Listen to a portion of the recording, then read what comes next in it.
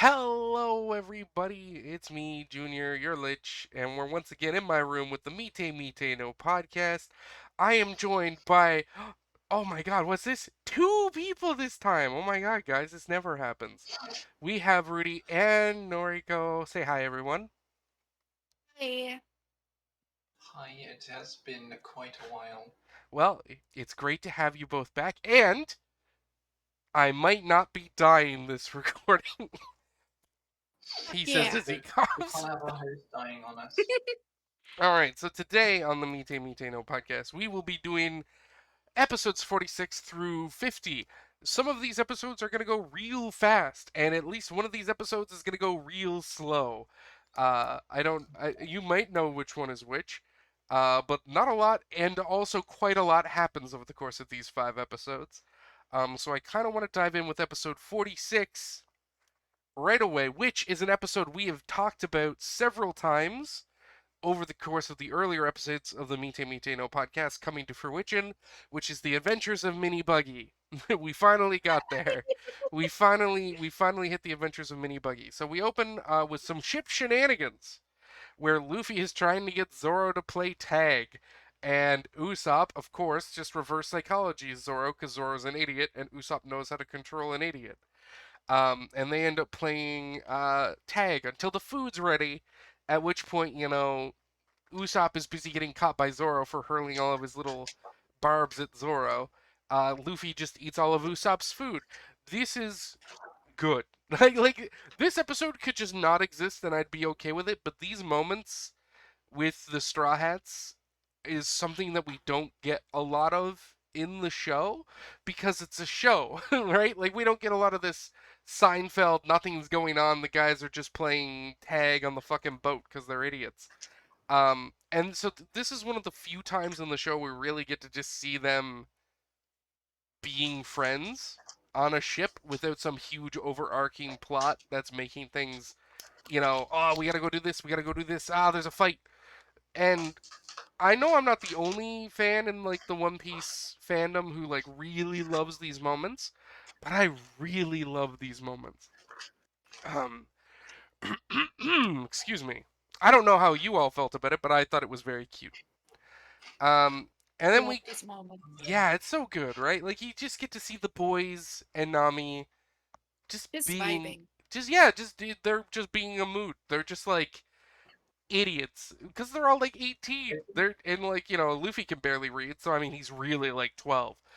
So they're just like I think having I fun. think it's like I think it's like nice and cute how they all like interact, like just with each other on the boat sometimes. So those silly episodes, it's just kind of like, oh, looks fun. It's good, and it's something that once you've completed the series and have rewatched it, you notice a bit more because you kind of lose it a little bit as the story continues, as plots start getting more serious and the story starts picking up its pace and then slowing down its pace and then really slowing down its pace then picking up its pace a little bit.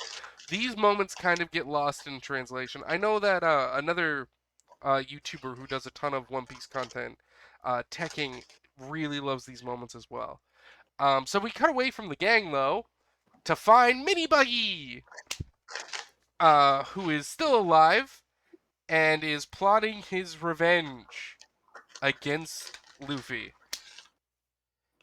for beating the shit out of him and leaving him all littled, which I find very funny. Um, on this little island, Buggy finds a bird and decides he's gonna eat that bird and pulls out a fucking fork and knife out of nowheres. And we get Buggy versus the little bird. But of course, the little bird goes and gets a big bird. And then that bird shows up also with a fork and knife for some fucking reason. Um, and it just becomes a big old bit of Buggy shtick, where Buggy eventually gets captured by the bird because he's an idiot. The bird then proceeds to actually eat Buggy and then spit him so forcibly he lands on a different island because he tastes awful. The Um, bird literally goes and is like, let me just swipe those fork and knife from you, and let me just gobble you up like you tried to do to me. Yeah, no, that bird was taking none of Buggy's shit. So we see Buggy land on a sort of familiar looking island, and then we hear a familiar voice. And we discover that Luffy has landed on the island of misfit animals, which is fantastic. Um, he gets his shtick with the boy in the box, whose name I can't remember. Is it like Gaimon or something? What's his Yeah, name? it's Gaimon. Ah, look at me. I remember it even though I wasn't sure. Gaimon, once again, cannot aim his pistol for shit and fails to shoot Buggy in the head. But he tried, man. This guy does not hold back. He goes for headshots. He's just bad. So he and Buggy get introduced. We see Buggy do the exact same joke that Luffy did about the boxed and sheltered boy. Buggy does the exact same, the exact same shtick that the Straw Hats did when they found Gaimon. But of course, Buggy explains like really quickly that he's a pirate. Like Gaimon brings up how the animals are this island's treasure, and Buggy's like doing the Buggy thing that he always does, where he's like, "That's not treasure. Gold and jewels are treasure, you idiot." Because Buggy just doesn't associate treasure with something that's important. Treasure is very much like a catch-all word for baubles and bits that are worth money. Which I find very funny. It's not like he doesn't think someone should think those things are important. It's like a really weird thing where he just doesn't think the word treasure is appropriate. I don't know. He's just an idiot. Um, so hey, those two start getting along and drinking some booze, which is great. Um, and again, like they become instant friends. Buggy asks Gaimon to join his crew, just like Luffy did. Because Buggy and Luffy are very similar at times, which is great. Because most of our villains are very much not like Luffy. Buggy, Buggy is though. Luffy is like a weird mix of Buggy and Shanks, kind of mixed together, and I find that very entertaining. Especially with their ability to make friends and just like immediately ask someone to join their crew. I find it very funny. Um, they have this beautiful moment where this makes Gaimon cry, even though again he turns him down like Luffy. But he brings up how a young pirate had made him an offer and how they had helped him discover that the treasure on this island that he'd been waiting for was actually gone. And he goes on talking about how there were still good young pirates out there. And Buggy again is like as old as Shanks, so Buggy's like in his 40s at this point, I think. Um, or late 30s at this point in the story, maybe late 30s. Um, and Buggy's like, "Oh, I didn't know there were youngsters who still had any respect left on these seas. I had to deal with this little shit." And they're both talking about Luffy, but their experiences with Luffy were extremely different because Gaimon only tried to hurt Luffy, and Buggy was being a piece of shit to a bunch of people. But it's very great. Gaimon helps Buggy build a raft to sail off. He starts sailing away, and Gaimon doesn't warn him about the sea monsters around the island, which didn't bother Luffy and the gang. But this giant crab comes out of the water, and I'm pretty sure we're gonna see this exact crab again later. Like I'm pretty sure they stole this like art for this crab from a later arc. Cause I saw it pop up and I'm like, isn't that the same crab from this island that we are like 30 episodes away from getting to? And then we see that crab get fucking shot through the head, which was also super metal, like a cannonball right through the skull of that crab. Because the One Piece anime will just kill any animal. They don't give a shit. They get really cagey about showing us like people dying, but oh no, as soon as it's an animal, they'll put rounds through them. And Buggy ends up getting rescued after his little raft gets cut in half. By a mysterious lady. Um, which is great. And we in between episode 46 and 50, we do not find out the identity of this lady. So as hard as it's going to be for me to not spoil their identity, I'm going to try and Wait, not to was do it it. like they didn't outright say the name, but I saw they said something hinting to a name in like episode 50. Maybe in 50. It's 50, we'll get to 50. 50 was a filler episode, so my attention wasn't as close to it as it could be. Um, but we don't get an official reveal until around episode 52 or 53, I think. Maybe 52. But that's episode 46. Not a lot happens. Episodes 46 and 47 are both filler episodes, sort of centered solely on Buggy and the crew. So we're gonna burn through them really quick. Was there anything else here you wanted to mention, my Yes, companions? All right, the hit me with it. hermit crab died. Ah, yes, yes, yes, the hermit crab. That's great. So sad. Crab was I my favorite character. it got fucking murdered, man. It was wild. Rip crab. But that takes us to episode 47. Buggy and the mystery woman have made a alliance. They seem to both be hunting Luffy, and we don't know why this woman is hunting Luffy, but she appears to be. Um, However, Buggy needs to find his crew so that they can hunt down the Straw Hats. We cut to the Buggy crew who are lamenting their position, having lost their captain. They go to an island to perform a funeral for Buggy with his body, because they have most of it. Um, at which point, Kabaji and Moji decide that independently they would be best to be the new captain to continue the Buggy Pirates. Which, of course, as you could predict, these idiots just then start fighting for the position. Um, and like a lot of the next like 8 minutes of this anime are like just them fighting. Like it was a really long time of them reusing the same animations. Kabaji and Moji just start somehow Kabaji breaks or Moji breaks Kabaji's sword with his whip, which at the same It's time cuts his crazy. whip. It's really dumb. So they just start like Wait, fist fighting. but can we talk about how crazy it is that Mochi was able to break a fucking sword? Whips are dangerous, man. They shatter shit. Like a whip will just rip the skin off your body. Like whips are like supremely dangerous as a weapon. And Kabaji isn't weak. He's just or Moji isn't weak. He's just weak in comparison to the Straw Hats. Because again, like Buggy's crew, like did just take over that island and like had a decent bounty. Um, they're just not as strong as like the main cast. But like Kabaji and Moji, like besides being dumb, aren't necessarily weak.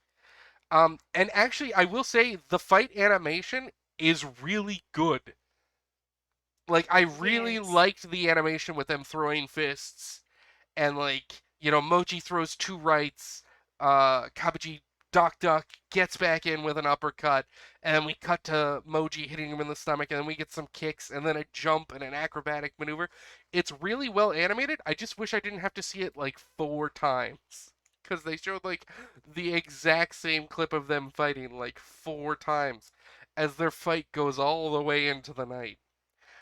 Eventually, everyone else is asleep, and the two of them are like heavily beaten up, and they're both doing the "you give up, no, you give up," um, and they go in for one last haymaker, and they both hit each other in the chin, and they're both just like paralyzed there fighting, and then we cut away from the fight to see Richie, the lion, who is sleeping and dreaming about him being captain of the crew. And him fighting and taking down a dragon on a mystery island. And while this happens, he sleepwalks over to the arena and knocks both Kabaji and Moji out. So when the crew wakes up, they see that Richie has won the fight, and therefore Richie is the new captain. Because these people are fucking idiots. Oh god, they're so dumb. It's really stupid. I love it. In the morning, though, the crew finds themselves surrounded by a group of what I wrote down as moderately racist natives. Because this whole thing made me feel uncomfortable. I just there was a lot about their designs and the fact that they were cannibals, and I was just like, I just don't love this representation of natives. It feels a little rough. But basically, a bunch of natives to the island called like the Bear Claw tribe show up, and they beat up Richie and take the crew captive. And of course, Kabuchi and Moji are unconscious off in the distance. Um, and they're gonna cook and eat the crew. At which point, Buggy shows up with the lady and finds Kabaji and Moji, who were sort of separate from the crew being captured because they were already unconscious. And they don't tell him that they were fighting to replace him, of course. They're just like, oh, we got knocked out right away, and we didn't know what happened. Yeah. But this lady seems to know about this native tribe that eats people, and she's very coy about their cannibalistic tendencies. The translation was like, they're food connoisseurs, and I'm like, what the fuck? Ah, god damn it. So Buggy goes to rescue everyone. They had taken his body with them because it was human, I guess, but they didn't take the two unconscious vice captains, but whatever. Um, Buggy begins possessing his Barabara body, and beats up the whole tribe basically single-handedly because Buggy's really strong and he has a very powerful devil fruit.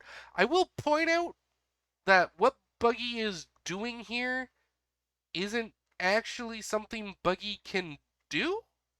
Like, don't get me wrong, he's definitely strong enough to beat these people out, but in a later arc where we see more Buggy, Oda starts doing this thing sometimes in the manga and the anime where he'll actually explain devil fruits. Like, he'll use the narrator to tell you how a devil fruit works. He doesn't do it with every devil fruit, and sometimes he thinks he's done it for a devil fruit, and then he finds out like a year and a half later that he hasn't, which I find extremely funny. Um, but like we do learn a lot about Buggy's fruit later, and what he's doing here isn't actually, I don't think, something he could do. Because his devil fruit has a very specific range, and he seems to be out of Oh it. yeah. He has a very his ability to control and make parts of his bodies fly is like a really short range around his feet. But this was also something that sort of came up in his fight with Luffy, like when I think Nami or Luffy picks up his feet, because Buggy can only fly when his feet are on the ground, and that's a very important thing later. But I think like Luffy like picks up his feet and starts like tickling them and punching them and doing a bunch of shit to them and takes them off the ground. But in the background, Buggy's still flying around chasing Nami. It's just a weird. It's like one of these inconsistencies because again, that chapter doesn't come around to like episode like 480 or 500 or some shit. So it's just a thing where it has to sort of just be hand waved, but it is a thing I noticed, and I'm just like, I'm pretty sure his body's like in a range. Like that's he's up on a fucking mountain. Like that's really far away compared to what we know his ability can do. Um, but it's a stomp. Buggy beats the shit out of them. And then we get Buggy's magical girl transformation, where he reaffirms his body, which I found very cute. Um, he, yeah, he introduces the lady to them, which is great, and then asks her name because I think we're led to believe here that he just never bothered to ask her name, not that he forgot it, because I don't think Buggy would forget the name because Buggy is smart. As much as he's an idiot, he's also very Right. intelligent. So I think he just never thought to ask her name. So I think this is his first time asking her name, and then it cuts to black before she answers. Because Oda and the people want it to be revealed later, because that's when it's revealed in the manga. And then we see Stride and the crew approaching the unnamed island that Roguetown is on. Because they never say the island's name. I don't think. Because I've been paying attention, because I thought they would say it here, but they just start saying that island. There's the island. That's the island with Loguetown. And I'm just like, what's the name of this fucking island? Why is no one saying the name of the island? Why is there a taboo on this word? What is this island called? All we know is that the city is there. And that bothered me. But that's the end of the episode. Not a lot happened. Again, it was just the second half of the Buggy filler. Now this is all filler, but it is technically canon. The things that happen over the course of these two episodes were in a cover story in One Piece. Rudy, I don't know if you've ever read the manga of One Piece at all, but Oda. Well, still in the first two volumes and one book compilation, and I still haven't read it. Don't worry about it. We'll get there. We're covering everything anyways for the most part. But Oda does this thing where each chapter has a cover, and he will use those covers to tell stories about characters in One Piece that aren't something we need to focus on in the main story right now, or if it's something that he wants us to see resolved. So, to my remembrance, I think this was a cover story. I'm not sure if Buggy actually got his own actual chapter in the manga. I think this was a cover story. I could be wrong, but some of the things we will see in One Piece in the anime are actually cover stories from the manga. Um, but that takes us to the end of 47. Anything else you wanted to mention as we get back to the plot and away from Buggy? I actually googled the name of the island for Loguetown, Is there a name? and it's Polestar Island. Oh, okay. I don't know. Polestar Island. Okay, I don't know when they say it. Maybe it's I don't after. think they ever say it. Because it was just something that's bothering me. I'm like, man, what is the name of this island? Why does everyone be super cagey about it? Speaking of this island, episode 48. And this, if you hadn't already guessed, this is the episode that might take a while for us to cover. Uh, because it's like a page and a half in my notes. Because a lot of stuff happens here. And we have to open it with one of the most important things. We got a new opening, baby! We're officially in opening Yeah. 2. Aw, yeah. I don't like this And opening I as like much the as I don't like it as much as we are. Yeah, I same like here. it. I like the first one a lot. This one is not in my top 10 of openings. How do you feel about this? So we are talking about opening 2, which is called Believe by a all-female group called Folder 5. How do you feel about it? I think it's a banger. It's quite the banger, but One Piece just has so many strong openings that this one just it's good, and like I in my brain, like if I hear the first note, I'm like, oh yeah, that's One Piece episode like opening 2. But like it just doesn't hit me like in the soul like some of the other openings do. How did you feel about it, Rudy, with your first experience with Believe in Wonderland?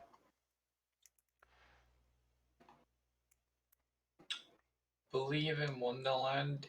I don't know. I feel like parts of it were like kind of like so high pitched it was starting to hurt my ears. Ah, no, I see. That's fair. It It didn't definitely has. actually, but it felt like why is it so high pitched?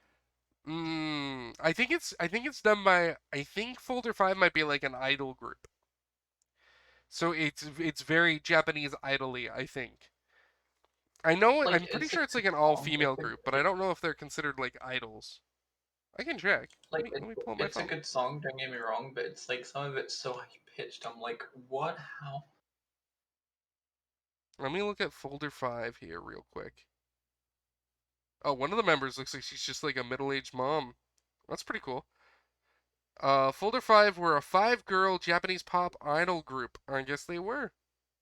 It says was. Maybe they don't exist anymore. They were only active between the year 2000 and 2003. Their music was known for its Eurobeat style.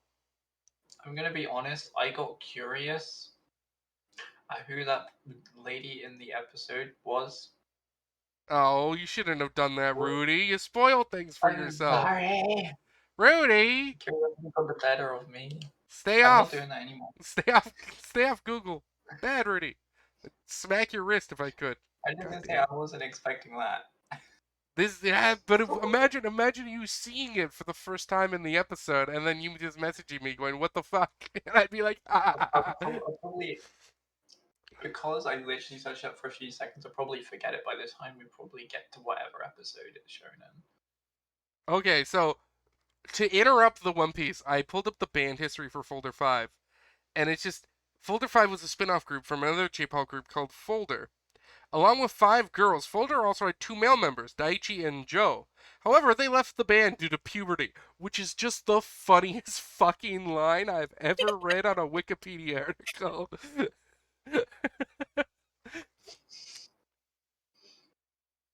Ah yes, leaving because of puberty.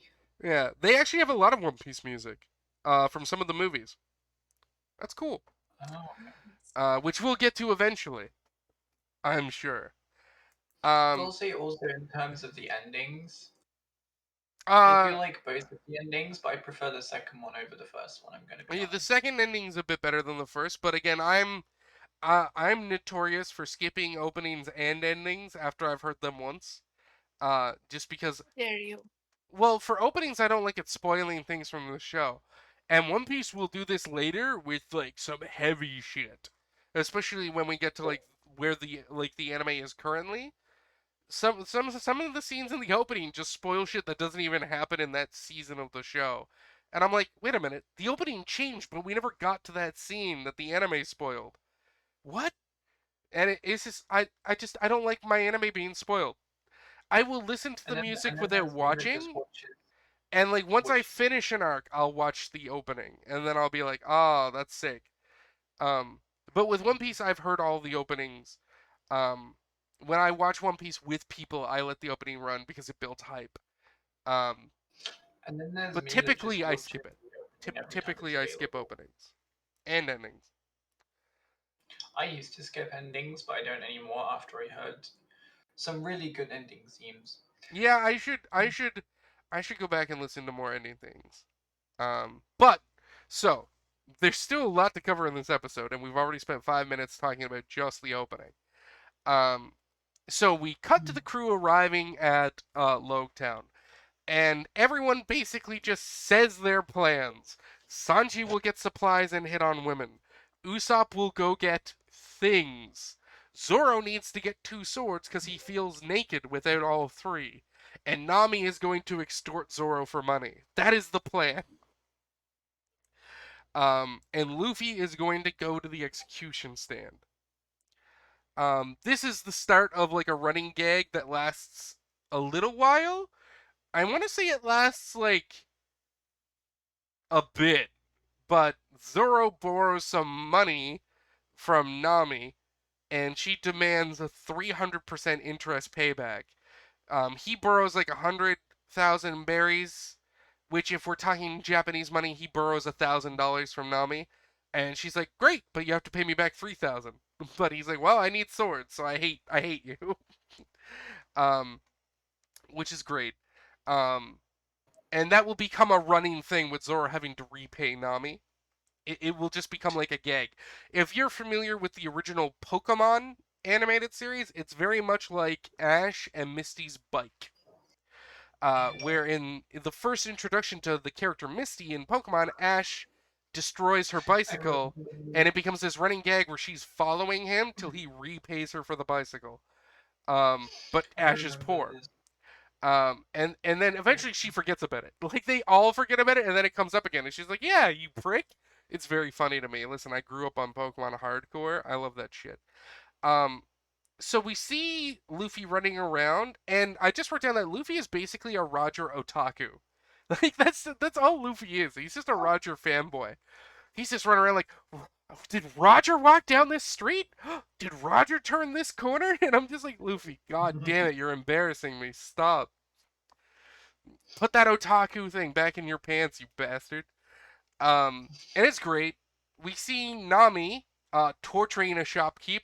This is another long-running gag with Nami that she'll do in cities, where she will find an expensive clothing store and we'll get a lot of cuts of her in different outfits. And a shopkeep who thinks he's about to make a ton of money, just being like, "Oh, you're gorgeous, you're beautiful, you're a goddess," and then she's like, "I know." I don't want any of this though. It's a little too tight. And then she walks away, and the guy cries after her wasting all of his time and energy. Um, Cause she's just mean. Nami is just kind of a mean person sometimes. Which is fine, I guess. We see Sanji looking at girls, and I just wrote down that there's a lot of cute lesbians, because every woman he looks at looks like a lesbian. Like, and 2 of them look like they're on a date together. And I'm just like, Sanji's got like the worst gaydar imaginable. Like, he's literally looking at 2 girls on a date and going, "Man, which one should I hit on?" And I'm like, "Neither. They're 2 lesbians on a date, Sanji. What's wrong with you?" That's my notes. That's my notes for that. And then he spots our mystery woman, which lets us know that Buggy and the mystery woman are on the island. But then she disappears, and he goes chasing off of her. We see Usopp enter into a shop.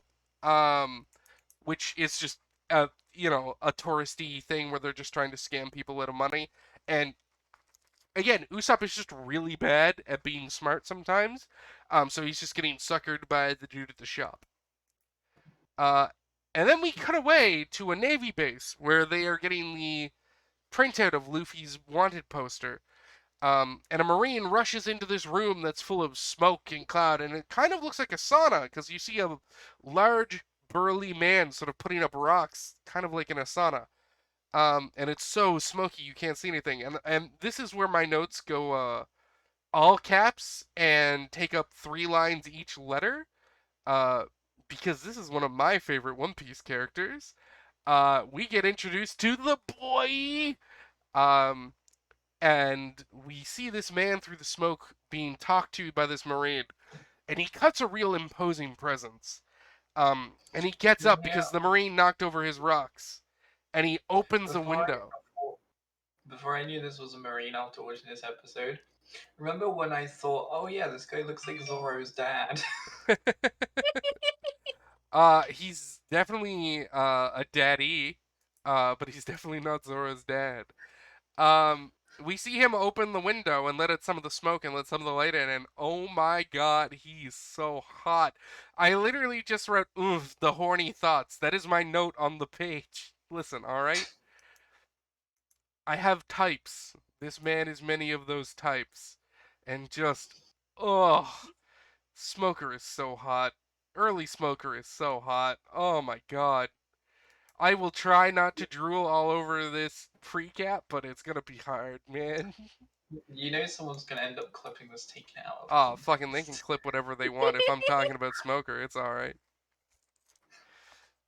Please clip it. I don't mind. I've done a lot worse shit on the internet than talking about how horny this anime boy makes me. Uh, but it's a substantial amount. In this city here, smoking 2 cigars, which is so fucking dumb. I love him so much. Um, we see him throw on a coat, no shirt. He just throws a jacket on over his bare fucking ripped ass chest.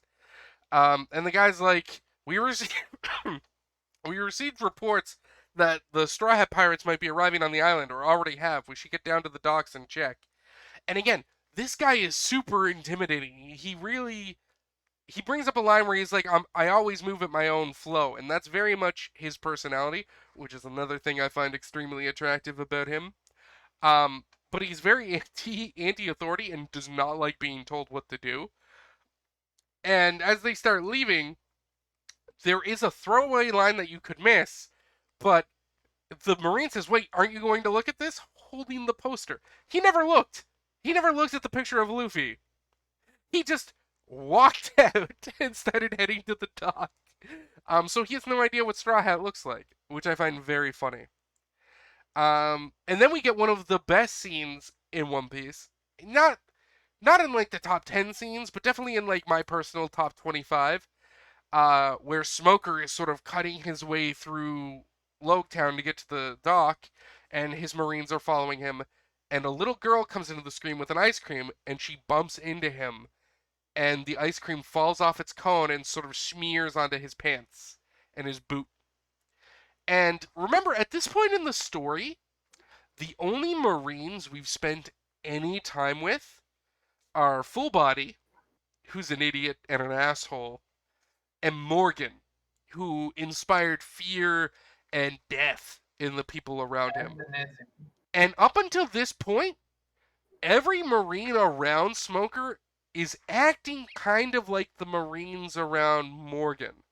Like, they act like they're afraid of him. And the dad of the little girl acts like he's afraid of him. And you get this building tension as Smoker, this giant, ripped, smoking son of a bitch, is looming over this little girl. And Oda did such a good job of building tension. Because it's like, is he gonna fucking, like, kill this kid? Is Oda gonna kill this kid? Is this dude, like, a monster? And then he leans down and puts a hand on her head and says, "I'm sorry, it looks like my pants ate your ice cream." And he hands her a few coins and says, "Get 3 scoops this time." Very and my satisfying. heart melts. And I'm like, oh, he'd be such a good dad. And I'm like, stop it, he can't marry you, you lonely bastard. Listen, all right? I go really hard and really soft for this man, both at the same time. It's a beautiful thing. Um, but Oda just shatters the tension. Ruty, you're like trying to get under my skirt. Stop it. Stop it, Rudy. Get up from there. You don't want to see what's under there, trust me. Though, I mean, I have the tag for that on my Twitter. Now it just looks like you're trying to limbo under my desk. That's not gonna work. It's a desk, not a limbo. There you go. So yeah, No, I it's just the want window. to rant a little bit about how good this is because Oda builds up this tension and like yeah, for me and Noriko, we've seen this a dozen times. We know this character. We know he's a very good person for a Marine. In general, Smoker is a good person. But because the only Marines we've seen up to this point are bastards, and the fact that everyone looks like they're afraid of him, it really builds tension. And when I was like actually watching this for taking notes, I was like, holy shit, this is a dark moment. Like, we don't know if he's gonna just like kick this kid or kill her dad. Like, our interaction with Marines up until this point in the story has been massively negative. And not just because we're talking from the viewpoint of pirates, but the Marines we've met so far have all been bad to good, innocent people. And I think Oda was really smart with this because I don't know, there was just something about it where I'm like, all the Marines we've met so far have been really shitty to civilians. And that's really good because we kind of forget that Luffy and the gang are pirates sometimes. They're technically criminals and do shit. Like, technically, the Marines are hunting them for a purpose and a reason. But the innocent people, that's different, right? And all the Marines we've seen so far have been monsters to the good, innocent people, which is different than being monsters to the Straw Hats. And it was just so good. Like actually watching it and paying attention to these episodes and being like hyper focused on the episode as I'm watching it and taking notes and just being like, man, I never noticed how tight this tension would be if this is your first time watching this and you don't know this guy is a good person. Like, damn. And then to Yeah, suddenly I thought this kid was literally gonna get wrecked. right? And then there's just he hands her the coins. He says, "I'm sorry, my pants ate your ice cream." Like he's in Here full is dad mode five. instantly. Here is 5 more scoops, kiddo. Yeah, he apologizes to her for her walking into him because she's just a fucking kid, and it's just his pants. It's not like he fucking cares. None of that matters, except this little girl losing her ice cream. Fuck, he'd be a good dad. Sorry, I just love him a lot. Okay, um, it's really good. It's a really good This is moment. Junior's shrimping. This is Junior's shrimping arc. Listen, I post time skip post time skip Smoker gets a bit of a raw deal. Pre time skip Smoker is very great. Um, yeah. Beyond just like how he gets designed after the time skip, which is a little. All the characters in One Piece get like necks for days after the time skip. We'll deal with that when it happens. Um, but Smoker is a Next. character that I don't just ship with myself because I'm horny for him. Um, we'll talk about my main Smoker ship in universe later. In like 60 episodes when it happens. Um, but it's very good. So Smoker, apologizes to the girl, gives her some candy. Her dad is still like, holy shit, he didn't kill us. And everyone else is just watching like, oh my god, he's not a monster. But he's still really scary. And I'm like, yeah, he's scary because he's only scary because he's strong, and these people don't know him very well, and I find that very fascinating. He gets down to the pier. We see a guy. I didn't even write down his name. He calls himself the Crescent. I believe. Like, he gave himself, like, a little shitty Oh title. yeah, that weirdo. And he's like, don't even leave the potatoes. Steal it all. I am some shitty pirate named the Crescent. And I'm gonna loot everything here, and I'm gonna head to the Grand Line, and I'll be king of the pirates. And then Smoker's just there. He's like, are you sure about that? Like John Cena poking his head out of the little fucking wall. Are you sure about that? And then they get smoked. Poo poo poo. Smoker beats the shit out of them. They're also being super coy with Smoker's devil fruit. They have not yet fully shown us actually like him using it, Does he which is control the great. power of wind then? No. It's a 'Cause that's what lot it looked like. it's a lot less subtle than wind.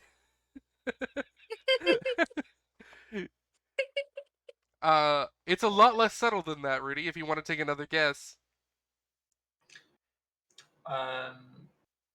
Smoke. Yeah, he is the smoke fruit. There you go. Wow, I would never have guessed Smoker. Captain Smoker.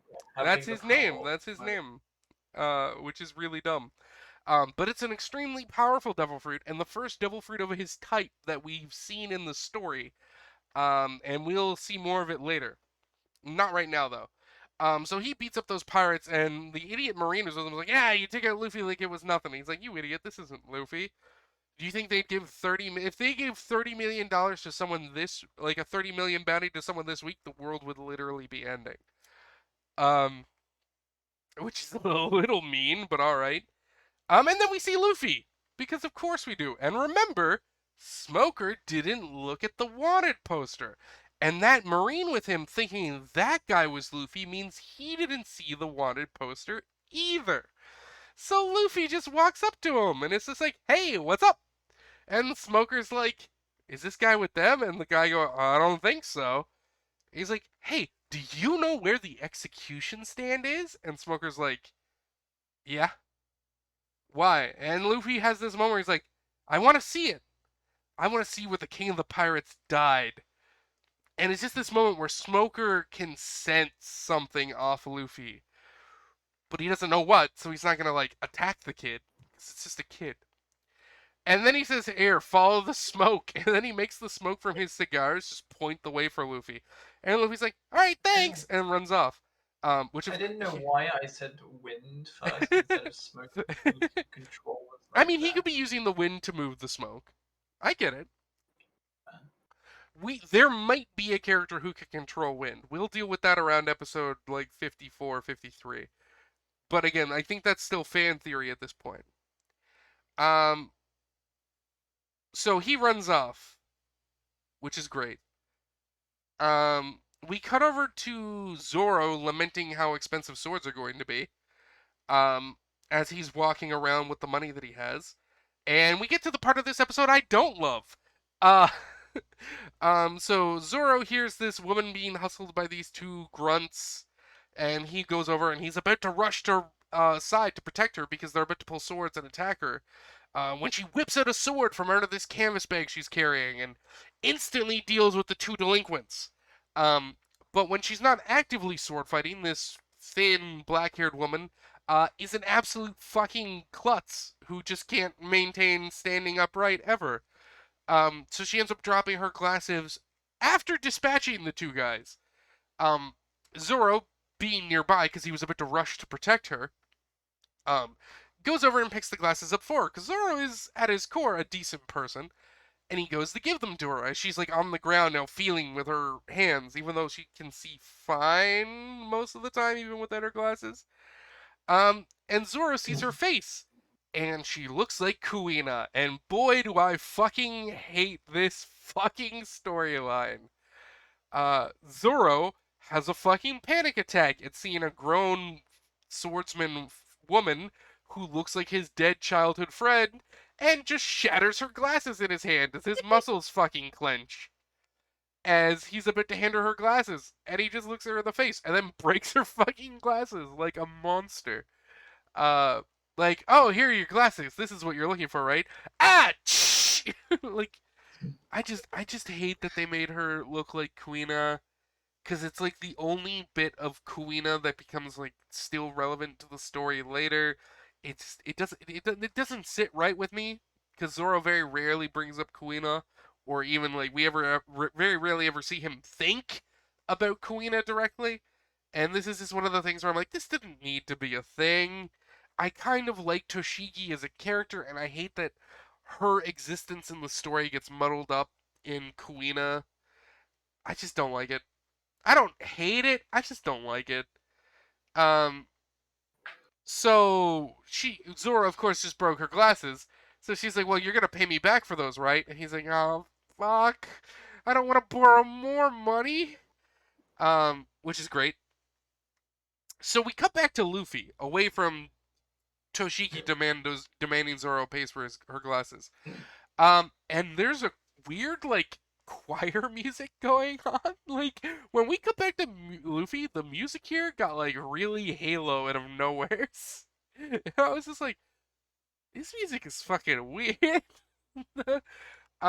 We see him jumping around, and then he spots an old empty bar nearby, called the Gold Roger, which takes Luffy a few minutes to read.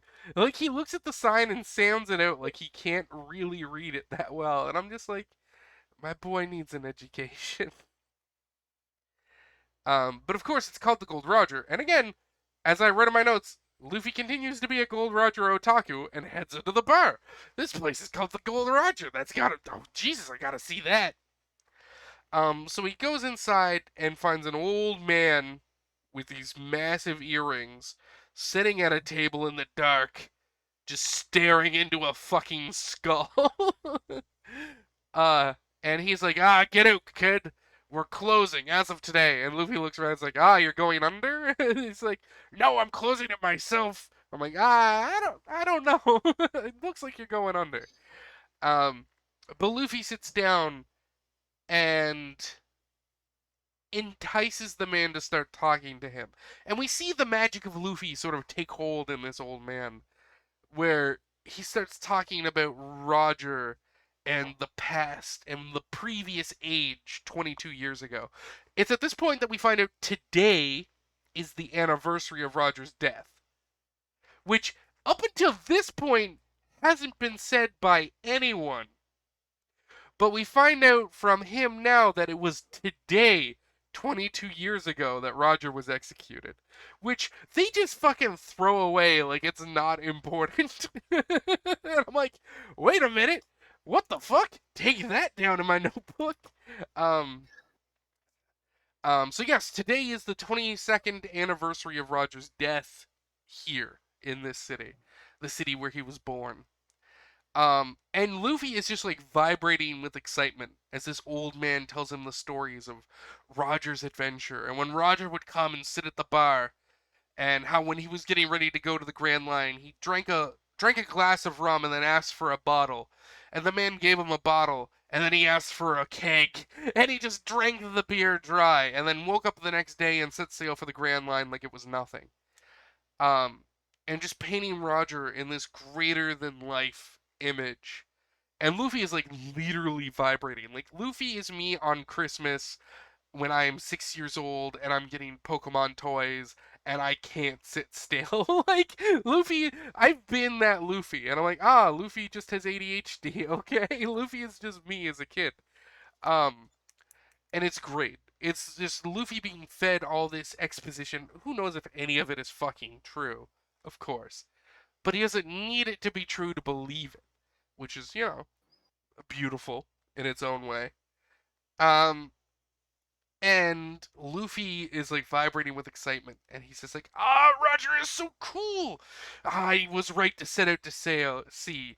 And he's like, I'm gonna go to the Grand Line. And the man is like, what? And Luffy's like, I'm gonna go to the Grand Line. I'm gonna find the One Piece. I'm gonna be king of the fucking pirates. He's just like hopped up on adrenaline, and he's like, I'm gonna do it. I'm gonna do it. This is great. And the man like looks at him like, holy shit, this kid's crazy.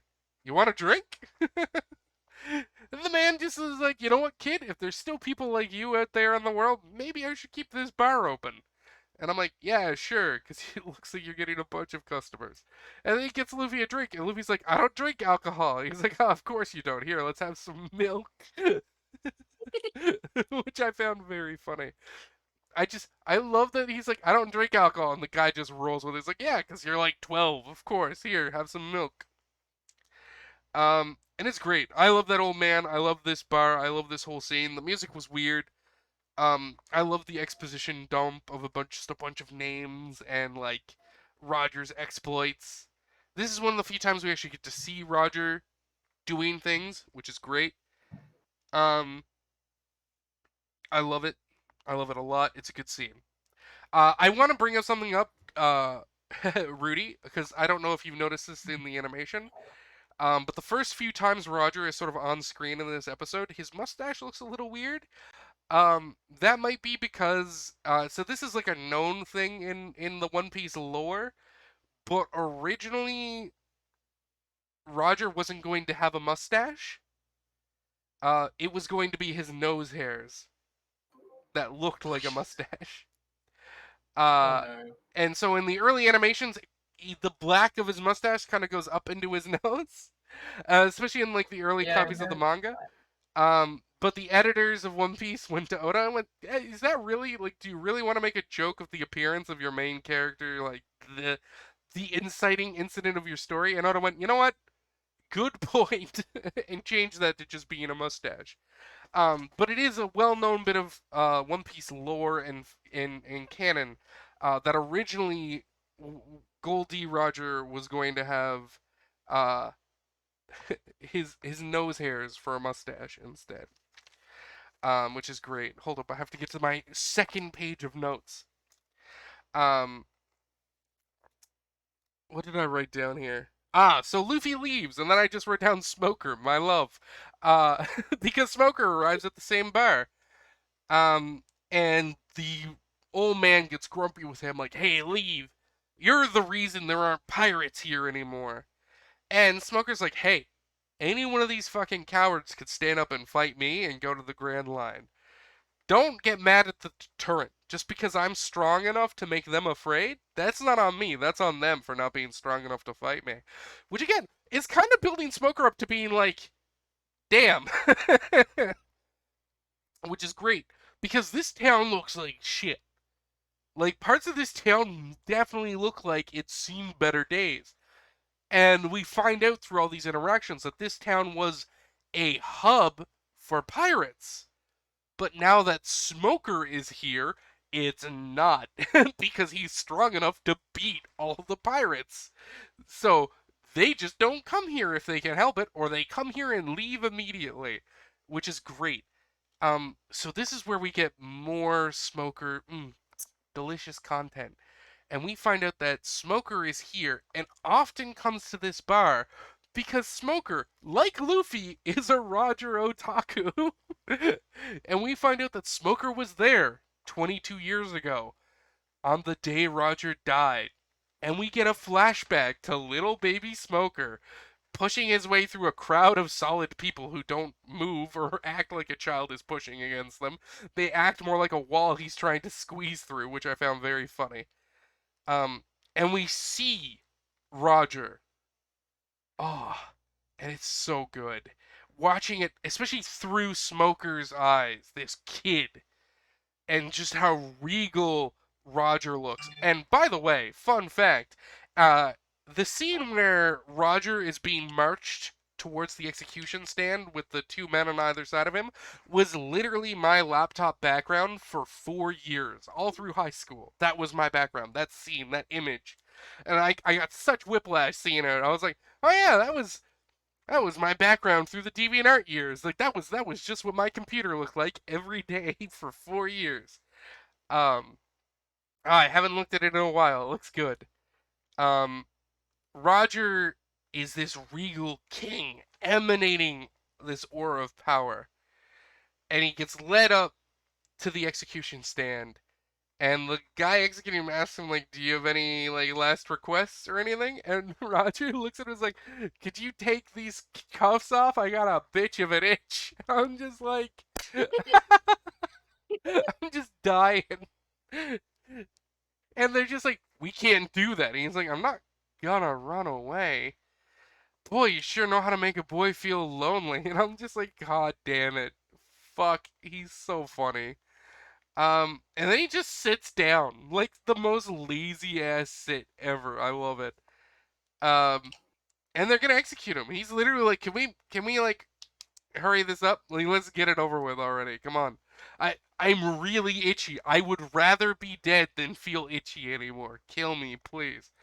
Um, and then a voice in the crowd screams up, Kaizaku! And asks, what did he do with the treasure? Where did he leave it? Where's the One Piece? Which is the first time a character probably, like, we ever, chronologically, the first time anyone ever uses One Piece that we know of. And Roger starts answering. He does the intro speech. Wealth, power, money, like, wealth, fame, power. He does the whole spiel. I left it all in that place. And the guards are like, hey, shut up. Don't talk out of order. And he's just talking. And they're like, shit, kill him. Execute before he does something. Like, incite something. Which he does. He incites the entire Great Pirate era for the next 22 years. Minimum. And then they execute him. And again, Smoker is watching. And then we get this brilliant scene of a silhouette of Roger impaled by the two spears and just the white of his smile. Which will become very important around episode 52, and I'm very excited for that moment. So we pull out of the flashback as Smoker is there just reminiscing on that moment 22 years ago where he witnessed the King of the Pirate dying. And a Marine shows up to this building. And he's like, hey, I brought some new bounties for your wall. And you see Smoker is there. It's like, oh, Captain Smoker, I didn't know you'd be here. And Smoker sees, he drops the bounty. And Smoker sees it. And he goes down and picks it up. And realizes that the kid with the straw hat he gave directions to is Luffy. And he's like, that was him! And he just like starts running. And the Marine's like, where are you going? And he's like, the execution stand, that's where he's headed. And he's just running full tilt. And then we cut to Luffy. And he's standing before the execution stand. And it's just, again, this another heavy moment of Luffy being like, this is the spot where Roger died. To be continued. And, oh, this was a good episode. If I could cut the Tashigi shtick out of it and keep the scenes, but just make the Kuina thing not happen, like have Zoro break her glasses some other fucking way, it'd be like a 10 out of 10 episode. As it is, it's like a 9.9 out of 10 because Smoker really bumps that number really high for me. How did you two like it? It was a banger episode. It's real good. What about you, Also, Rudy? Now that you've seen more of the lore of One Piece, how you feeling about it? was okay. I preferred the Arlong arc. Well, this isn't. This is like I wouldn't consider Roguetown like an arc, but I understand where you're coming from. This is kind of like an in-between thing, but yeah, that's fair. The problem with this arc and comparing it to other things is that this arc is mostly filler. None of these scenes were filler. This whole episode is canon, but a lot of what we'll deal with between episode 50 and 51 and the earlier stuff with Buggy, like the stuff around this, like the trip to Roguetown is sort of sandwiched in filler. And some of that filler is good, and some of it I don't really give a fuck about. But this episode was great, and Smoker is so hot. Really hot. Okay, I gotta move on to the next episode. I'm just gonna keep thinking about Smoker. A few notes, actually. I just got. Um, Oh, what? Hmm? No, I have a please. few notes. Oh, you have notes. Tell me. First, during Smoker's flashback, Yeah. this is the first time they mention inherited will. Yeah, they do actually just fucking say directly inherited. I think I did wrote down inherited will in my notes because he fucking sees Roger superimposed on Luffy at the bar, and I'm like, damn, they're not being subtle about it this time. And then he literally just says inherited will straight up, and I'm like, wow, they're really not being subtle about it this time. Yeah, good point. I missed that in my notes. Where did I write that in my notes? Oh, it's literally before the drink of milk, but after today is the 20th anniversary. I literally wrote the thing and I just missed it while recapping. That's a good scene. I love the old man having the fucking hallucination of Roger superimposed on Luffy. Like he's getting the same vibe. And I'm just like, Yeah. my boy. King of the pirates, let's go. That's a good one. Any other notes you wanted to bring up? Yeah. The random pirate, um, his design was the original Blackbeard design. Oh, really? I didn't know that. Yeah. I'm glad they changed it. Blackbeard was originally supposed to look like that. Well, the Yeah, new that's a design looks lot much less better. imposing. That's a lot less imposing than the big chunky cannon man we have today. Yeah. We'll see And then I wrote Blackbeard down soon. just a joke. But they come first, the name Smoker or the smoking addiction. I think his name is Smoker. I Did he will. start to smoke because he's named Smoker? Well, I think when he ate the devil fruit and became Smoke, it was just something he picked up as a fetish. Because I don't think smoking affects him. Like, I don't even think he needs to light those, technically. He could just be blowing smoke out of them. Right? Like, I don't even know if he's actually smoking or if he just has those there just as, like, a thing to, like, make people think he doesn't have a devil fruit. Especially since his devil fruit is so strong. Um, I'm not sure. Yeah. I will point out that in the 4 Kids dub, he does not have the cigars and is just constantly breathing smoke in everyone's face anyways. Because they don't in the 4 Kids dub, I believe they don't get rid of the smoke, but they remove all the cigars. So he's just constantly breathing smoke on people without smoking cigars, like an asshole. Never watched the 4 Kids dub. The opening scene though is funny. Yeah, that's very true. It is. No, it's cringe. That cringe can be funny. Not that It's kind of cringe. So episode 49 is another good episode. It has more shtick in it than it should, but there are some great moments here. To recap, we start a little bit, just like a quick recap of what everyone's planned is, and then we zoom in on Zoro, who needs to get his swords, because this is like the Zoro sword episode. We cut to Luffy climbing the fucking execution stand, just like in the middle of the town square, just climbing it, everyone watching, which I find very funny. Then Smoker is there, and I totally forgot this scene happens. Uh, and Luffy's an idiot, and Smoker like says the line like, "Pirates aren't allowed to get into the Grand Line till they beat me," and you get the feeling that that's why Smoker is here. He doesn't want weak people in the Grand Line. If they want to get in the Grand Line, they need to be able to take him on to earn the right. And it's just like, your personality could use some work, but I'll forgive you for it because you're really hot. Um, but then Luffy is an idiot. We see very clearly that Smoker is just kind of stronger than Luffy.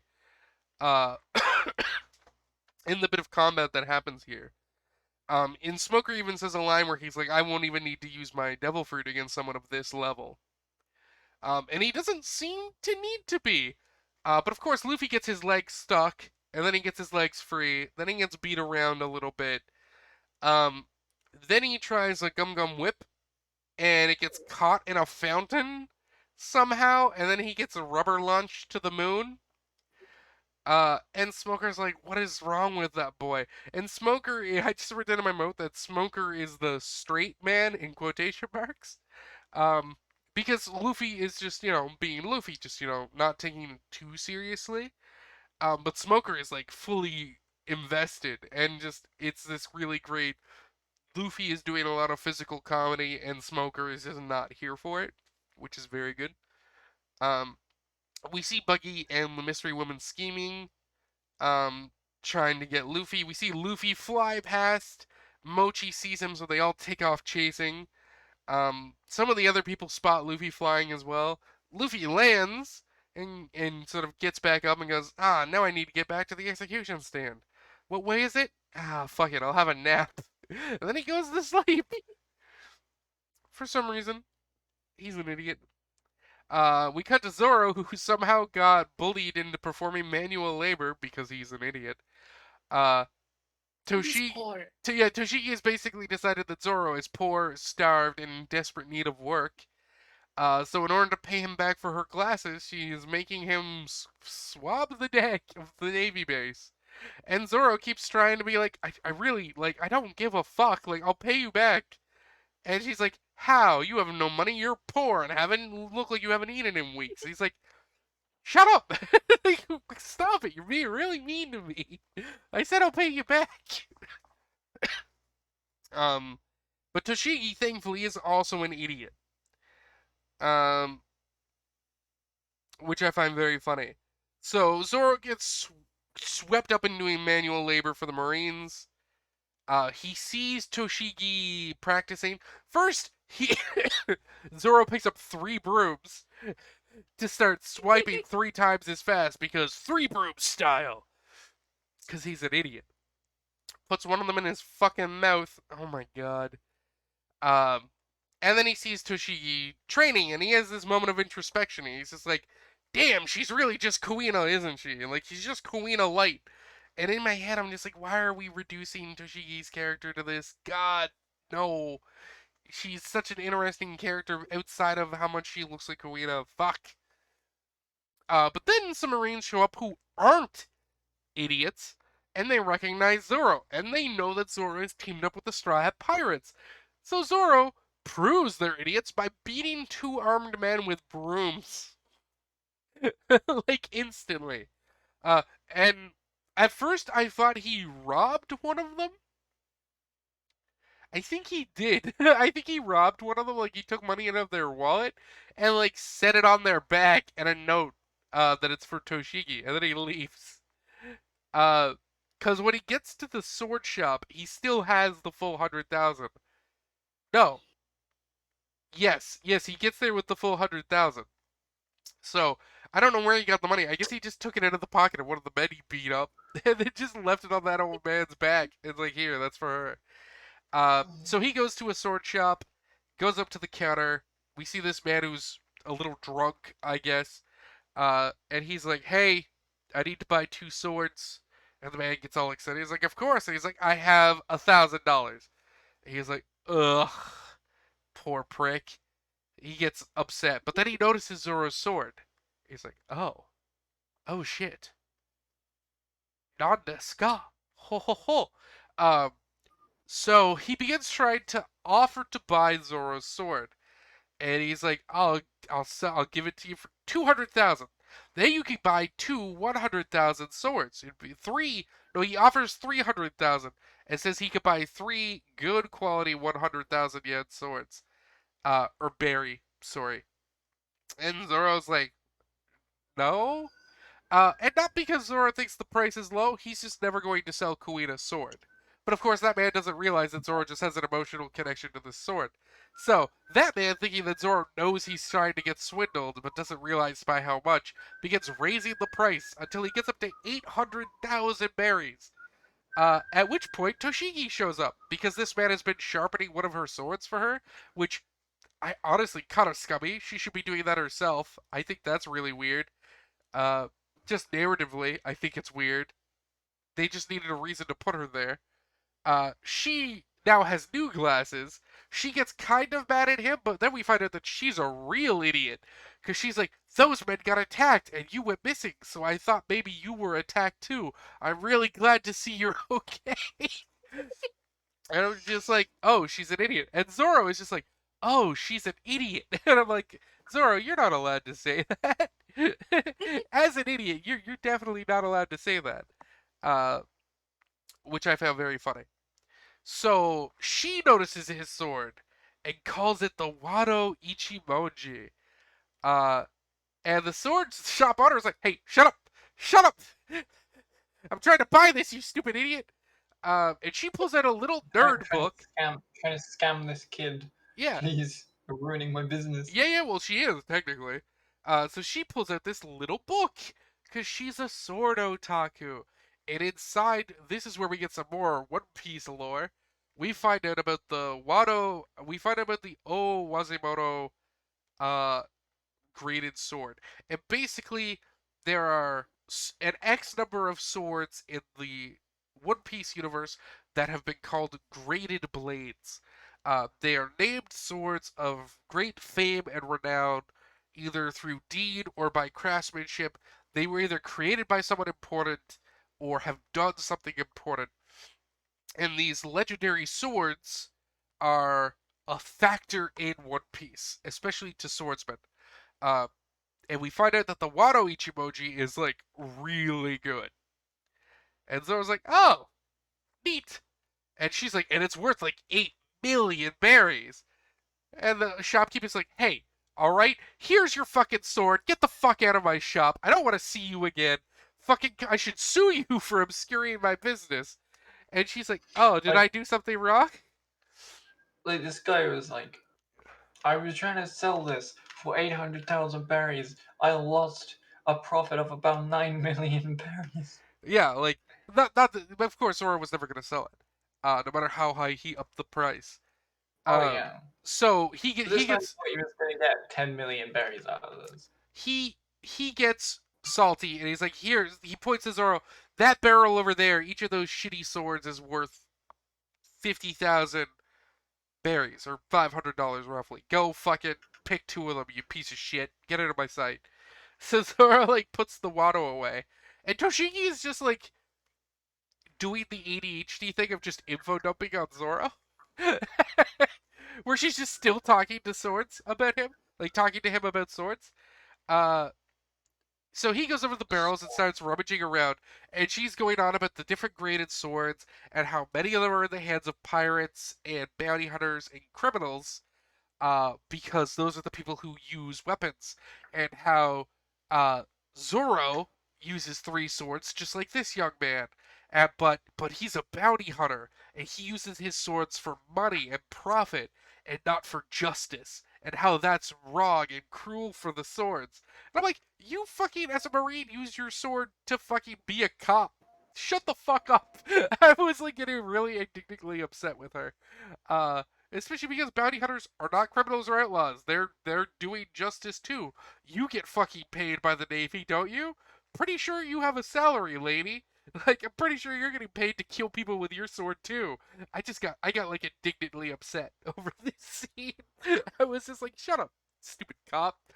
Um, and Zora's like, oh, and she says how it's her dream to go and collect all of the named sword from the criminals to save them from the fate of being used to commit crimes and atrocities. And Zora's like, oh, are you gonna come for me and my sword? And she's like, no, I'm only gonna go for the swords of bad people. I don't want to own the swords. I just don't want them to be in the hands of bad people. And he's like, uh-huh, sure. He goes back to the barrels and then freezes as his hand touches a blade, and he pulls it out of the barrel, and her eyes light up, and she's like, that can't be. And she pulls out her book and begins flipping. And of course, the owner of the store is like, ah, fuck, he found the one sword. And we find out that this is the Kitetsu, the Sandaime Kitetsu, uh, and that it is also a named sword, one of the graded swords. But this is the lowest tier of the graded swords. Uh, and it's this beautiful blade with this cool fire pattern, and we see Zoro hold it up, and a purple light reflects across his face, and she's like, "You're selling this for 50,000 berries? How could you do that? It's such an amazing deal." And the shopkeeper's like, "I can't sell it to you. Put it down. Put it away. It wasn't supposed to be in there." And she's like, "Of course not. It's worth so much more money than that." And Zoro is just not listening to them. And then we come back to Zoro. He's like, "This is a cursed sword." And the shopkeep like suddenly gets sober a bit. He's like, "You can tell?" And he's just like, "Yeah, I can feel it." And I'm just like, "Oh shit, Zoro's actually being kind of cool. Here we go." The boy picked up the sword. And is like, "Oh, this bitch is cursed. I can feel it. Ah, oh, a challenge. Oh," and it's just like, "Oh, Zoro, you stupid horny bastard. Let's go." Uh, So Zoro looks at the shopkeep and is like, "Hey, it's 50,000 berries, right?" And the shopkeep's like, "I can't sell it to you. Everyone who has ever owned one of the three Kitetsu swords has met a horrible fate and died. And if you died because of the curse of the sword, it'd be like I killed you myself, and I can't do that." Uh, and we do find out that there are three Kitetsus, one for each of the three grades of sword. And this is again the lowest, or the Sandaime. So Zoro is an idiot. And Zoro's like, "Well, you know what? Let's test my luck then." And the shopkeeper's like, "What?" He's like, "Let's see what's stronger, my luck or the sword's curse." So he throws the sword into the air and holds his arm out under it. And they all freak out. He's like, "That sword is the real deal. It will slice through your arm and bone without even having the strength of someone swinging it." Which, if that's true, that sword couldn't be contained by a scabbard. It could just cut right through it. They're acting like the sword is sharp enough to just cut through a body with no force required. Uh, so we get this really badass scene, one of the top Zoro moments, probably easily in the top 10 for most badass Zoro moments in One Piece. Where he throws the sword in the air and holds his arm out, and we get the slow mo, the sword swinging down towards his arm, and then missing it completely, and then sinking into the floor to the fucking hilt. And Zoro is just looks at his arm, gives it a flex. He's like, "I'll take it." The shopkeep falls to the ground. Toshigi falls to the ground as all the tension leaves their body. Zoro reaches down and pulls the sword out and puts it in its scabbard. And he looks at her. He's like, "Hey, find me another sword, sword nerd." Hey, get over here and find me another good sword, would you? But the shopkeep runs off, and he comes back carrying a sword with this beautiful black lacquer sheath. And he's like, "This is an heirloom of my family, the graded blade Yubashiri. You're the first man I've seen in decades, in a decade, who's a real swordsman. Please take my family blade. Use it. Give it the story it deserves." And Zoro's like, I can't afford it, my dude. I got $500 after I pay you for this sword." He's like, "No money, and you don't pay me for the Kitetsu either. I won't take money from a real swordsman like yourself." And I'm like, "Who the fuck are you selling swords to then?" This is a terrible business plan.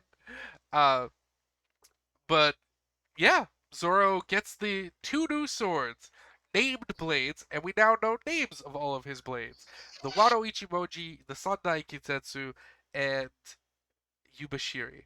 So we cut to Zoro walking away with his three swords and his earrings jangling. He's like, I just don't feel right until there's three swords on my hip like a fucking idiot. We see Toshigi still shaking over all of this.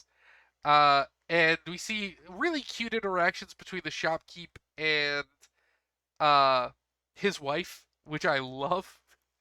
I just love their interactions. I love this shopkeep. I think he actually got ranked pretty high in one of the One Piece popularity polls too.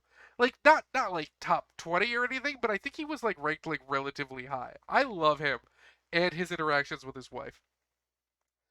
Um and then we cut to Buggy looking for Luffy and Luffy looking for the execution stand directly next to each other. And Buggy tells him which way to go, and Luffy runs off, and then Buggy realizes that was Luffy and gives chase. And that was the episode. So how did you like Zoro getting his new swords? Very cool swords. They are pretty damn cool, and he will have them for a while. These swords are much beloved in the fandom. I believe there are some pretty amazing comics on Tumblr. There's this one artist who has done comics where the swords are gijinkan, where the swords are basically done up as people. And it's a very good comic. I don't remember the person's name, but I have read a few of them, and they're really good comics where it's just the swords' personalities interacting with each other. It's fantastic. I highly recommend it. Uh, for anyone who is interested in that kind of thing and looking into One Piece stuff, highly recommend.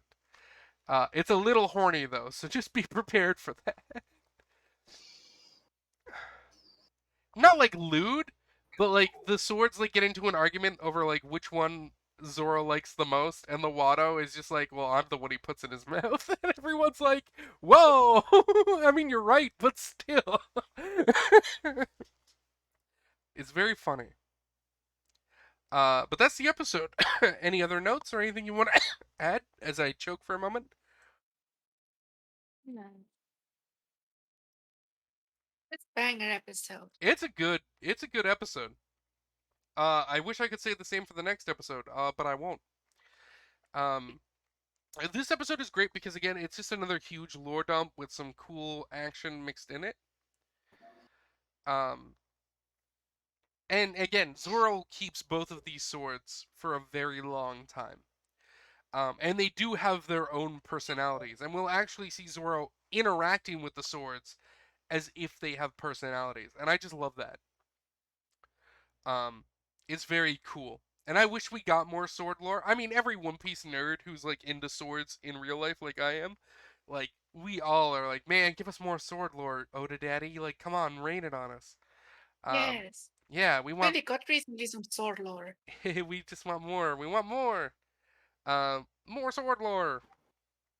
But that takes us to episode 50, and this episode should not take as long to get through because I fucking God, I just hate I hate it. I have 3 notes for this episode. Yo, what are your 3 notes? Or do you want me to do the recap first? Do the recap. All right, you got it. So this is the episode about Daddy Masterson. Um, so first, we've brought this up before, but I will preface this. This story was supposed to be canon, but Oda did not have the time in the manga to write it, and still have the Straw Hats get to the Grand Line on the deadline that they needed. But Daddy Masterson is a actual character created by Oda. It's a character he really likes, and his interaction with Usopp was planned to be a real thing. It did not make it into the manga, so it's in this weird hyperspace of canon and non-canon limbo, where Oda wanted it to be canon, but Oda couldn't work it into the manga, but the anime had the time and the space to do it. In my opinion, this episode kind of sucks, and it is only justified because we get to hear Smoker say "Daddy," and I just want to loop that and make that my ringtone. I just want to hear Smoker's PA going, "Daddy." I'm just like, oh, melt. Okay. Didn't know I needed this in my life today, but I guess I do. Um, so a grizzly-looking man in a big old trench coat shows up, and everyone starts calling him Daddy the Parent, which is fucking redundant as shit. And he throws like 3 men onto the floor, and he's like, "All these men have bounties, and I dropped one off at the morgue too." And it's just like, "Oh shit, this guy's killing people he's a bounty hunter. If only we got more bounty hunters in One Piece." Fucking goddamn it! And the finger on the monkey's paw curls. um, so, uh, Smoker makes a throwaway line that all these are sort of cheap bounties, like insultingly, and Daddy's just like, well, being here is where all the pirates will come to get to the Grand Line, so it's just cheaper, it's more efficient for me to hang out here and just take out the small fry as they show up than trying to hunt a big fish out there. I got a kid to take care of. And we find out that he is a ex-Marine. He's an ex-sniper at this point. And I'm going to tell you, I did not take super good notes during this episode because I was watching it at like 2 times speed and I was not pausing it. Luffy is lost and proud. He runs into Zoro and he's like, "I'm lost." And Zoro's like, "Why do you sound happy about that?" We see Usopp go into a shop. He's like, "Ah, what else? I have all these things perfect for the adventure. What do I need? Oh, I'm a sniper. I'm the Straw Hat Sniper. I need goggles." So he goes into a store to get some goggles. She's like, "I need more money or something." And Usopp's like, I'll go get some. I'll be right back." And then this little girl who looks like she was ripped out of Yu-Gi-Oh! Because she looks like that fucking blonde kid Rebecca from the Yu-Gi-Oh! Anime, who I hate. And who I hated this. Her name's like Clara or Carol or something. Carol. Uh, Oh yeah. she shows up and buys the goggles right out from under Usopp, which is like super scummy. That the fucking shopkeep wouldn't be like, "No, sorry, that customer's buying them. He's just stepping outside to get some money." Like, what a bitch! I'd be like, "Fuck you! This is a terrible way to do business." Um, so Usopp is like trying to get the goggles back by lying to this girl, by making himself seem impressive and whatnot. But again, she's kind of a fucking menace, and she's also very aware that her dad is a bounty hunter. So Daddy shows up because she bought the goggles for him as a birthday present. And she's like, Daddy, this man's bullying me. And he's like, I'll fucking kill you. And she's like, Andy has a 30 million berry bounty. And he's like, I'll fucking kill you and make bank. And I'm like, Usopp, you fucked up. And then I just kind of spaced out for a little bit, and then somehow they're dueling each other. Like, I was so not into this episode, and I'm gonna warn you, I'm not into episode 51 either. I'll watch it and I'll take notes, but I'm not gonna love it. Um, these are not the strongest filler arcs. After we leave Loguetown, we get like a 3 or 4 episode filler arc before the Grand Line. Those are great. I cry in those episodes. I will take immaculate notes for that filler. This filler, I don't give a fuck about. um, and I'll talk about why in a minute. So, Usopp ends up in a duel, like an actual proper walk 10 paces and shoot each other duel with Daddy. And Nami finds out that someone's dueling Daddy Masterson, who's this famous bounty hunter in the East Blue, the most renowned sniper in the ocean, who we've never heard of. And she's like, who would duel Masterson? What an idiot. And then she sees Usopp and she's like, oh, of course it is. Her reaction almost made this episode worth it. Nami's like that kind of idiot. Yeah, Nami's like, who would possibly do this? And her reaction, just being like, ah, of course it is, was so great. And Usopp's like, I'm gonna die. I'm gonna fucking die. I'm gonna die. He's gonna kill me.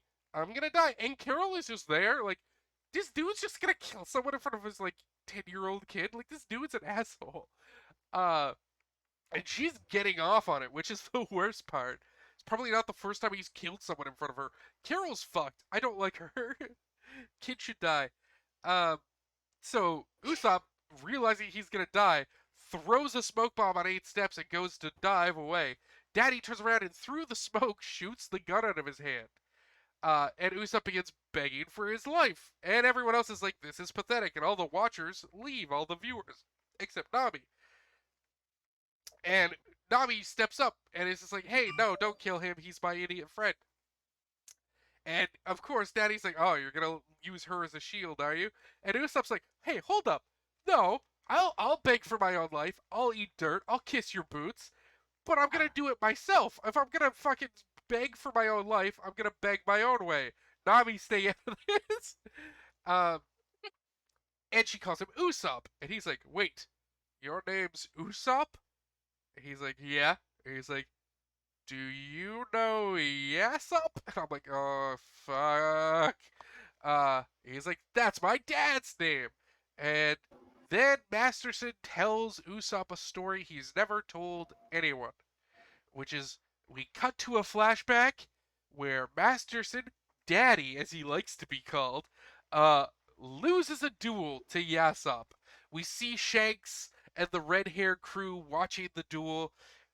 We see Masterson graze Yasop's arm with a shot, but Yasop putting one clear in his gut, and he hits the ground. I hate Yasop. I hate Yasop so much. I hate his design. I hate everything about. I hate that he has his fucking name tattooed across his head. Fuck, he's stupid. My notes are literally just fuck. I hate Yasop in 3 whole lines of paper. Like it's just like, fuck. So Daddy has lost the duel. The other pirates are saying, kill him, finish him off. It's a kindness to kill someone who lost a duel, because now his honor is gone. He's been shamed by you. Kill him. And Daddy's just like, do it. Kill me. And Yasop notices his little necklace and runs up and takes it, and he opens it. He says, oh, you have a little girl, eh? Is that why you're not out there doing great things? Is that why you're staying here? And it's just, he starts talking to him about Usopp. And fuck, I hate this man. He's just like, I had a kid. And Daddy's like, then why are you here? Why aren't you with your son? And he's like, I wasn't a good dad. And the pirate flag, oh, it was calling me. And the crew cheers. And I'm like, fuck all of you. He abandoned his kid and the mother of his child to die. Fuck this man. I hate him. I hate him so much. Oh, I was so upset watching this. And and he throws it like the necklace back to him, and Daddy's like, "Fucking kill me." And I can't continue being like a sniper and a marine knowing I lost to you. And he's like, no, here's the fun thing. You have to follow all these fucking rules, and like in a duel, it's the rule to kill the loser. But guess what? I'm a pirate. I'm free to ignore any rule I fucking want. So you get to live with it. And he walks away. Thanks Shanks and the crew for not getting involved.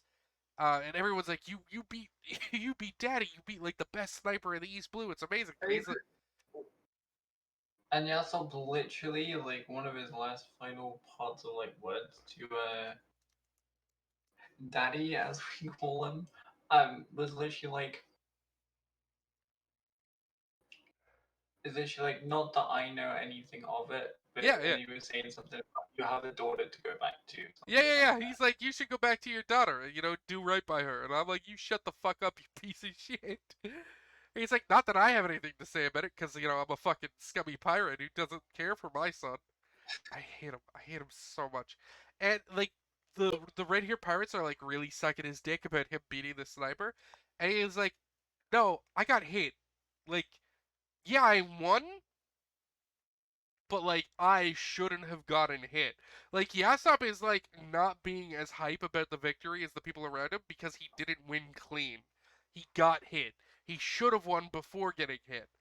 Um so we cut back to the present after this, and Carol says something about her dad losing to a pirate and acting like he shamed them.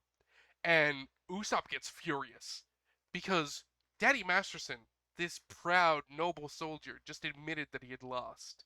Something he had never told anyone before to Usopp. And Usopp goes on this fucking rant about how brave and how strong that makes him to be able to face his failures like a man and admit them in this moment. And it's just like this whole fucking thing. And I'm just like, I mean, he fucking lost. Like, ugh. He made this make him leave the Navy and become a fucking bounty hunter. Like he let this completely change his life. He's not a brave man. He's a fucking piece of shit. I don't like Daddy either. I hate all the dads who are tied to Usopp at this point of the story. So Usopp demands another duel, one he won't run away from because Daddy has shown him what it means to really be brave. But Daddy has no intention of killing Usopp at this point because he's just a kid. So he gives him a different challenge. He says, pick a weapon of your choice, and Usopp pulls out his slingshot. And he points to a wind vane like 200, 300 meters away. He's like, you get one shot. Hit the wind vane with this like whale wind vane. Hit that with your slingshot, or I'll put a round through your fucking heart. And Nami's like, hey, yo. And Usopp's like, nope, don't worry about it. So Usopp lines up the shot, focuses, starts to panic, and then has that moment where he's like, just think about how you've done every other shot up to this point and do it. Takes a shot. It goes off, and we never hear it hit the metal ting. We never hear the ting of impact. Uh, and Carol's like, kill him, Daddy, he missed. And I'm like, Jesus Christ, kid. Uh, but then Daddy Masterson puts his gun away. He's like, no, he hit. His round went straight through the crown. And it zooms in on the crown, and we see that it's a little hole from where the slingshot pellet ripped right through without making a sound. Uh, and then they give him the goggles anyways, and I just write down that Carol's going to grow up to be a fucking monster. And then we get a teaser for the Sanji filler episode, which is next. uh, and that's about the episode. I did want to mention one thing. Oh yes, uh, I thought this was really cool because it kind of hints towards hockey a little bit, with Usopp sort of focusing in and getting in the zone, because this is kind of what it looks like later in the story when he really develops his observation hockey. But that's literally like 900 episodes away, so I could just be pulling shit out of thin air on that. But that's the episode. What are your notes, Noriko? Did I hit them? I wrote down that Daddy is actually a good dad, which is so rare in One Piece. He's present for his daughter, but I don't know if he's a good dad because she's like a spoiled sociopath. Like he's definitely not raising her to be a good person. She's like a psychopath. But he's That's there. on her. He's there. He's definitely more present than like any other dad in One Piece. I'll give him that. He actually takes care of his child. That is Uh, true. That is the true. next I'll note give him is that. the next note is just Sniper King because Usopp sniping that whale is bad as a shit. Yeah, it was very good. And then just about the teaser about Sanji. I wrote down Sanji finally get pussy. Except he doesn't, because he's his own worst enemy. Yeah, of course he doesn't, but it's funny to think about. I just imagine that he's still a virgin. He is definitely. His story will end when he finally gets laid. Yeah, probably. I think the most we've ever seen Sanji get on screen is a kiss. But there are Yeah. later in the story there will be some women who are actually attracted and into Sanji, but something always cock blocks him. It's great. I love it. But yes, that is this episode. Rudy, did you have any notes or opinions on Daddy?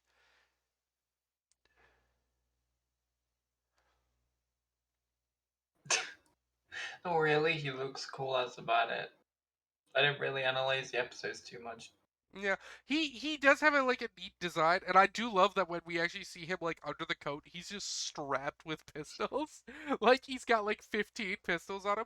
Because there's this funny thing in One Piece where Oda likes to give the illusion that reloading ammo like is a thing, and because like it's a thing for pirates who would carry multiple pistols, because reloading a pistol would take a really long time. So instead, you would just wield many pistols and just switch between them because you don't have time to reload in the heat of battle. And that's like a really Oh cool yeah, he idea. has like 30 pistols. That makes sense. Just strapped around him every Yeah, time he that goes that makes sense. outside. And we'll see Blackbeard with this later, where he always has like 6 pistols on him that you can see. But like people will just shoot guns in One Piece endlessly, anyways. Like the reloading only ever becomes a thing in One Piece when it's crucial for the plot for someone not to be able to shoot a gun. Any other time, bullets have infinite ammo and no reload times. It's very funny that it only exists when Oda needs it to be a crutch for something. But yeah, that was our episodes. We ended up going a bit long, almost 2 hours. But episode like 48 was a lot of stuff. Even despite my horniness, which I tried to keep to a modest amount, uh, as best as I could. Uh, any general review notes you wanted to go over before we wrap up? No, Rudy. No, I'm good. Alrighty. Well, everyone, clap. That's great. This has been the Mite No podcast, episodes 46 through 50. We'll be back for 51 through 55, which I believe will take us to the end of the Loguetown sub arc and into the filler, I believe. Ooh, I'm really there's excited. We're Yeah. going to see some really cool shit in the next few episodes. Once we get past episode 51, we are going to get to one of the top 5 moments in One Piece, in my opinion. Literally there one is of my top 5 moments. And that is a hard barrier to hit because this series has been going for a very long time and it has a lot of cool moments. So look there forward is to it. there is one. Was that ready? You're cutting out a bit and jumping all over the screen. Ah. And now you're muted.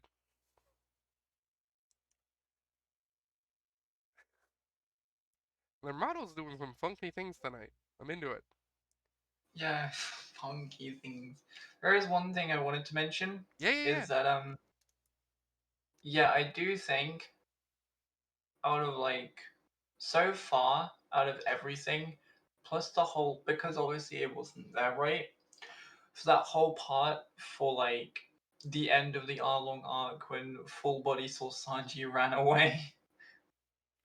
Like, why you want to destroy that crew? It's I do very think good. Arlong probably my favorite arc so far. That's fair. It's definitely the biggest arc so far. The next arc we're going to get to once we hit to the Grand Line, uh, the first big Grand Line arc is very much like a fan favorite. Like Oh yeah, where because they said we're going next is like a big arc that a lot of people say is their favorite arc. also they're trying to get a doctor on the Straw Hat crew next. Well, I mean they need a musician first, clearly. Yeah, but then everyone's trying to say no, we need a doctor first. I will say I believe the next actually recruited member of the Straw Hat crew is a doctor. Yep. Yeah. But that's a That makes me. ways off. That's like 30 episodes away at least. We got a lot to get through before that. And technically the crew gets an honorary member before that. But we'll cover all that when it happens. For now, that'll be us. We have been Noriko, Ruty, and me, Junior, at the Mite No podcast. Thank you all for coming out, and I look forward to the next episodes together. Goodbye! Bye bye. Hey.